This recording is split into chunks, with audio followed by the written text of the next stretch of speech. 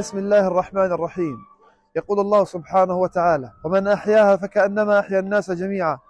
اليوم الأحد 22 من شهر ديسمبر لعام 2024 ميلادي. الناس هنا في قطاع غزة أصبحوا يجمعون مياه الشتاء من أجل أن يشربوها لعدم توفر مصادر المياه المختلفة في شمال قطاع غزة.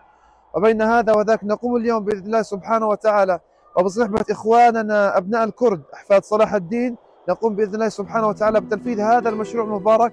10 سيارات قافلة محملة ب10 سيارات مياه مطيبة للشرب بتمويل من مؤسسة بخشين الخيرية، بتمويل من المتبرعين، بتنفيذ مشروع سقيا المياه الطيبة. في هذا المقام لا يسعنا أن نتقدم بالشكر الجزيل إلى أبناء الكرد، جزاكم الله خيرا ورفع الله قدركم يا أحفاد صلاح الدين، رفع الله قدركم مزيدا من هذا العمل المبارك للوقوف إلى جانب قطاع غزة المحاصر والجائع لأكثر من 440 يوما، والحمد لله رب العالمين.